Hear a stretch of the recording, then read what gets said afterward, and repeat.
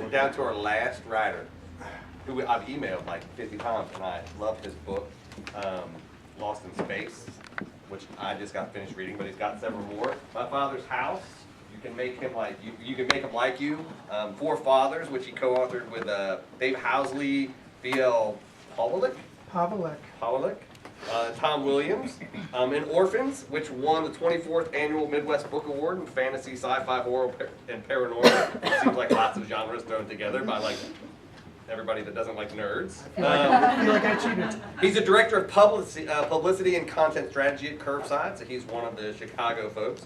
He can be found online at This Blog Will Change Your Life, which is amazing. And he's going to be, this is from Lost in Space, right? Yes, for sure. This is an amazing story, not to go for it, but I've actually read this one. I know this one's great. It's an essay entitled End of Story. So, Ben, Tanzer. I was thinking I should do end of story, but then I thought maybe I should be a little more upbeat. So I also thought it's election season, maybe I should take a vote. Do we want dead dads or sex talks? I'll go either way. Yes. I can merge them. Sex talk. I heard sex talk. Is that the vote? Because that's leading. No, I want dead dads. You want Do I get dead the dads? vote? Sex talk. Wow. Sex talk, dead dad, sex talk. Make the man work. Okay. We'll see how it starts. We'll be fine. So first off, I'm last, which I think probably totally blows. So quickly, everybody shake their hands, get some blood flowing. I'd really appreciate it. Stomp your feet, not because I want your props, so I welcome them, but it'll get your blood flowing. We're going to talk about dead dads. Dead dads is cool. Let me start with this, though. I have two children. One is 13, or just about 13. Beautiful. Hope he's asleep. And I have a 9-year-old who's like a little greasy donut. You just want to eat him. I want to eat him from the second he came home. If not for the constant dirt on his hand and his sticky face, I would consume him every day. He is 9. I'm sure they would both hate knowing that I'm talking about them, except that they would know I was talking about them, and they would probably love that. So when my 9-year-old was a 5-year-old, he never wanted to read with me. Very painful. And one night I said to him, tonight's my night. Now, you can choose not to read with me. That's cool. Then you have to go to bed. Very upset. Very upset. Fell on the ground. Started crying. Very painful again. He said, Donut, I love him so. But I said, look, bro, this is it. Mommy needs time with Miles. Miles is the older one. This one's Noah. I said, Mommy needs Miles time. You've got me or you've got nothing. And nothing is fine. Nothing is fine. I can go watch The Walking Dead. We're cool. Instead, Noah jumped up in a fit and banged his nose on the doorknob of his bedroom and collapsed in a little donut heap on the ground. I thought, fuck, there'll be no punishment now. So I scooped him up in my arms and I crawled into bed with him and I said, Noah, this is fucking horrible. I'm so sad. And I really feel like if I'm being a sort of consistent parent, I should not read to you.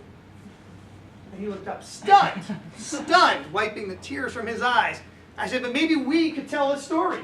We could tell a story, you and me. He said, okay. He said, there was a skunk in the house. I said, there was. And a bear. He goes, yeah, bear. There was a skunk and a bear. I go, your turn? He goes, and the skunk banged his nose on my bedroom door. I said, okay. I go in the bear, and then I paused. He goes, and the bear yelled at him.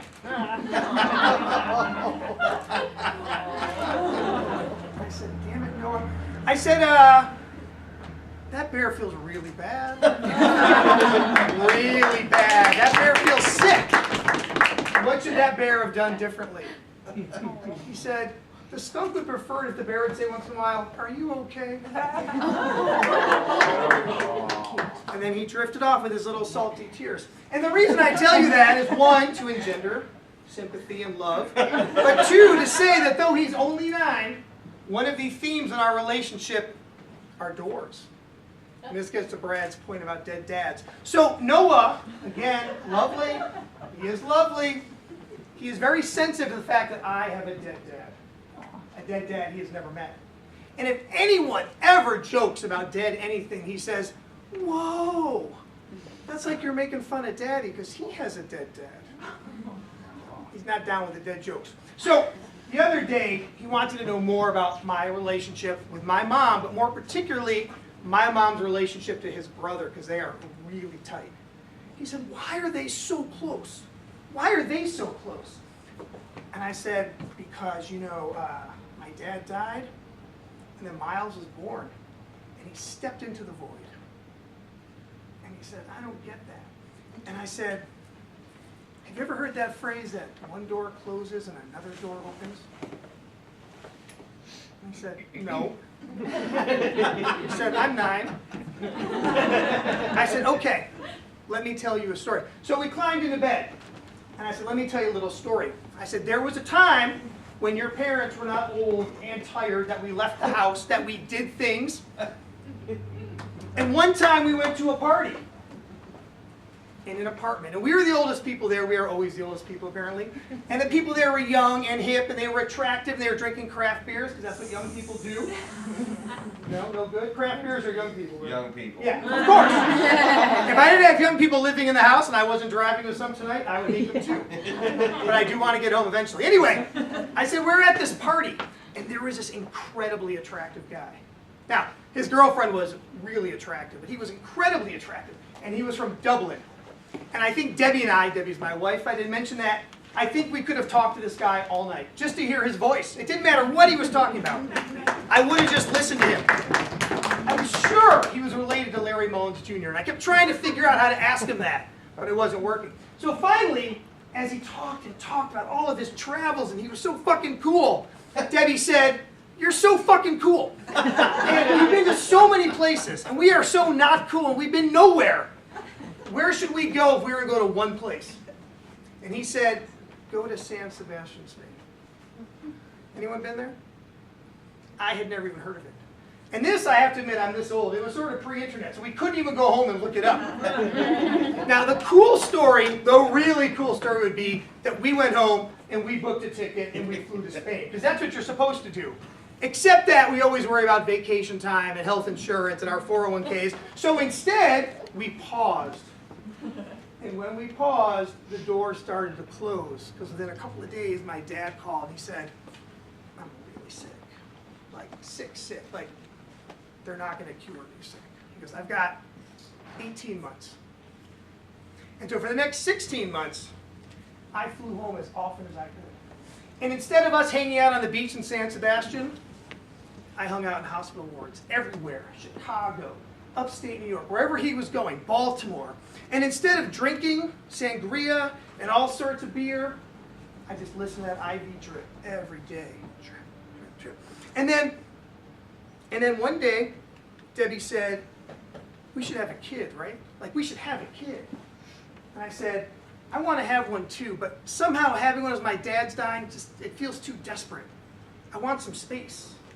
I want to get my head straight, because this is horrible. And she's like, okay, cool. But we didn't disagree. We were down. And then my dad passed away. Just like that. Except it wasn't like that. Because there we were, going, visiting all the time. And Debbie said, now, what do you think? Now? Is it now? Is it this the time? We could do this, right? And I said, you know, we need some adventure. Something. I need one more thing. And I really wasn't trying to get out of it. I just really needed something. And she said, you know, man, I don't need anything. So you go. Go. Do whatever you want. Go wherever you want.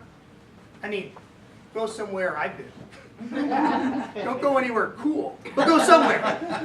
So I got my backpack and I got my boots on and I went to Italy and I backpacked for like a week and I bounced around and I called her and I checked in. And then just as I was flying home, I was like, we did it. I'm cool. I'm ready. This was great. I saw the Caravaggios and, you know, I went to Venice and I got that out of my system. And she's like, yeah, but I now need something. She goes, I need to go somewhere too. We need to do something together. And I said, what are you thinking? And she said, San Sebastian. We're going to San Sebastian. She goes, you know what? We're going to get there and we're going to find out that I'm right. That's the plan. And we really started to believe that just because we wanted it, that would be it. I mean, the irony is, I wanted my dad to stay alive, and that totally didn't work out. So I kept thinking, you can't will a fucking thing. You can't will people to live. You can't will people to be born. And here we are, 15 years into a marriage. We had spent almost our entire adult lives trying not to get pregnant. And now all of a sudden we're supposed to get pregnant. And we're supposed to perform and be on it. But I said, okay, man, I'm in. And we bought those tickets. And we started following ovulation cycles and having sex all the time, which I've got to say for the record, sounds awesome the first month. Then you're thinking, I'm just not sure I'm up to this day after day. And I mean like day after day after day after day. And I have a lot of pride, but it was tough. But anyway, there we were, you know? And so we buy our tickets, and we're sure we're pregnant. And then I get this call, and it's this doctor, and he's like, you know, remember you were complaining about your back? I'm like, yeah, it's been killing me. He goes, and you've got that blood in your urine? And I go, yeah. He goes, we think you have cancer. I was like, excuse me? Because, you know, I've already got it dead. I know, right? Cancer sucks. I was like, you know, because my dad just died, I've got these plane tickets, and actually my back is really sore. Can I even fly? He's like, I'm sure it's nothing, but here's what we're going to do. You're going to go to Spain, you're going to find out you're pregnant, you're going to come back, and we're going to do a biopsy. I was like, all right. So, you know, we get to Spain, and here's the thing. San Sebastian sucks. It's raining so fucking much. And somehow the wind is blowing in your face from every possible direction. And all the cool restaurants, never fucking open. Nothing's open. So finally we just sit in the room and we stare out the window. And then one morning we wake up and they leave coffee at our door, which is nice, and some rolls, also nice. And I look over at Debbie and I go, rolls? And she goes, not pregnant. It didn't work. All of that magical thinking, fuck, you fucked it up. I go, but at least we get to fly home for a biopsy. So we get on the plane with our non-pregnant bellies, and I know we're not both pregnant. I know somewhere Mila Kunis is like, man, don't get pregnant. But anyway, we get on the plane, and we get home, and I've got my biopsy scheduled. And you know, I wake up, and the biopsy's in like 90 minutes, and I look up and I think, fuck, I gotta go for a run, because I gotta run. I mean, I'm a runner, and I'm thinking, I may not get to run again. Who knows what's going to happen if I have cancer? So strap on my shoes and I go for a run and I get home and I got to be at the hospital in 30 minutes for biopsy. Debbie's like, dude, what the fuck? I said, I know. Shouldn't run before surgery. She goes, surgery? Fuck you. I don't care about your surgery. I'm ovulating like crazy. She goes, take a shower. Get me pregnant. Don't die. Let's go. So I take a shower and I run in our room. Felt like her room. Run out. We run to the hospital. And then that's it. You know, next thing I know, I'm on another plane, and I'm on a plane, and it's like 3 weeks later, you know, and anyway, I'm flying over the Pacific Ocean, and the sun's coming up, and I'm really tired. I've been traveling for work, and all of a sudden I hear this baby cry.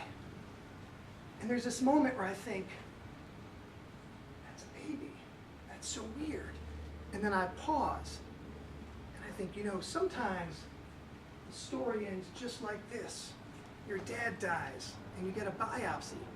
But then they make you fly somewhere for work, and just before you leave, you find out two things. One, you don't have cancer. Two, your wife is having a baby. Yeah.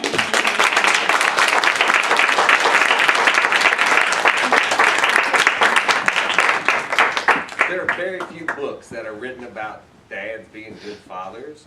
Lost in, like, I think I emailed you after I got that.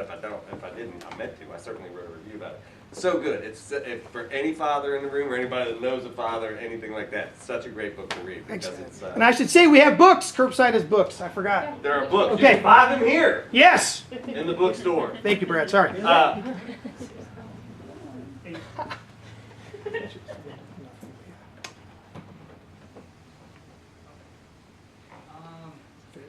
Everybody's waiting for you. Hey.